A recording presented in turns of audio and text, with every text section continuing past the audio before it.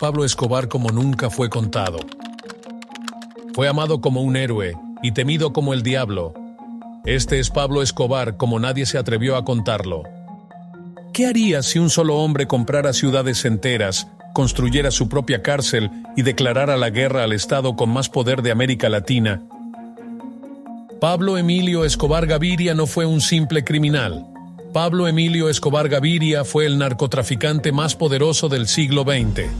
Pero detrás de la sangre y los millones, hubo un hombre que fue padre, político, amigo, asesino y símbolo de una época. Fue un sistema. Y este es su retrato como nunca fue contado. Infancia y orígenes, 1949-1975. Pablo nació el 1 de diciembre de 1949 en Río Negro, Antioquia, pero creció en el municipio de Envigado, al sur de Medellín. Su madre, Hermilda Gaviria, era maestra rural. Su padre, Abel de Jesús Escobar, un campesino. De niño, Pablo era retraído pero determinado. En el colegio evitaba conflictos, pero mostraba un fuerte rechazo a la autoridad. Desde temprana edad demostró su obsesión por el control. No solo quería dinero, quería poder. A los 12 años dijo una frase que su familia recordaría años después: «Si no nací rico, me haré rico, cueste lo que cueste». Su ambición era clara: volverse millonario antes de los 30. Lo logró antes de los 28. A los 14 empezó a robar lápidas en cementerios para revenderlas a escondidas. Luego se dedicó a falsificar diplomas escolares, vender marihuana y piratear electrodomésticos. Su primera gran entrada al crimen organizado fue robando vehículos y pidiendo rescate por ellos. En los años 70, la cocaína comenzó a entrar a Estados Unidos en cantidades pequeñas. Escobar vio lo que otros no vieron: una oportunidad ilimitada. No tardó en establecer rutas aéreas clandestinas desde Colombia hasta Miami, usando avionetas de fumigación. Estas rutas serían la base de su futuro imperio.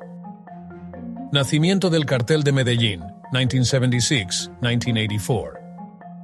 Junto a Gonzalo Rodríguez Gacha, Carlos Leder y los hermanos Ochoa, Pablo fundó el Cartel de Medellín.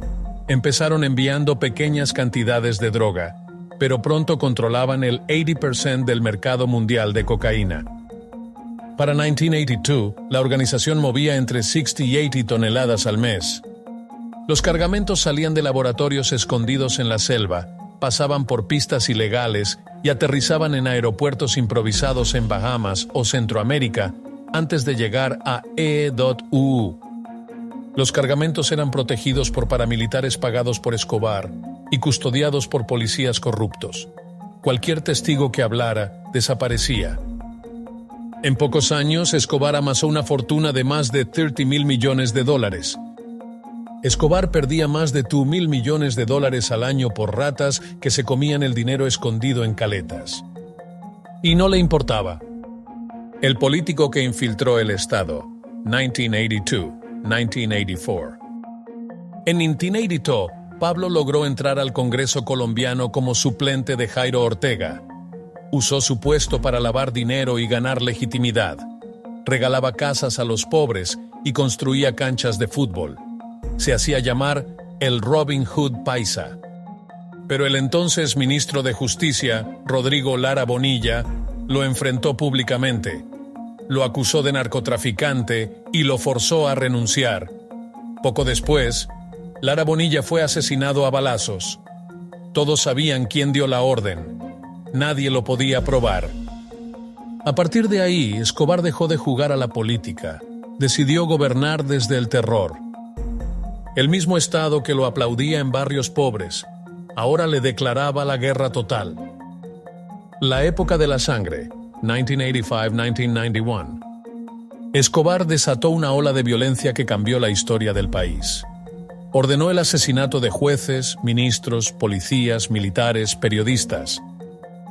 En 1989 derribó un avión de Avianca con 107 personas a bordo.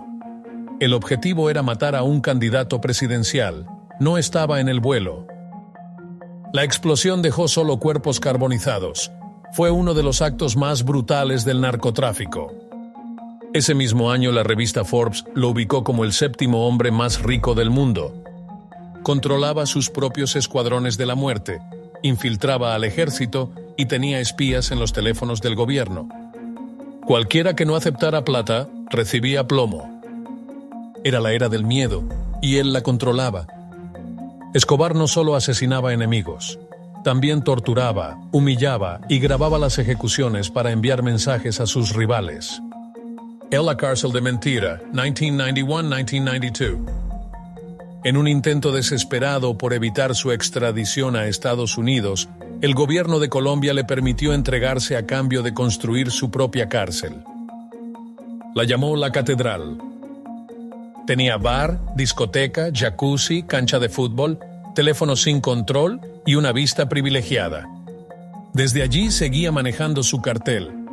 Mandó asesinar a 2 de sus socios dentro de la catedral por deslealtad. Cuando el Estado intentó trasladarlo, se escapó con la complicidad de guardias comprados. No dejó rastros. Los últimos días, 1993.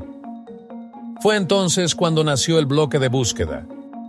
La CIA, la DEA, el ejército colombiano y un grupo enemigo llamado Los Pepes unieron fuerzas para cazarlo.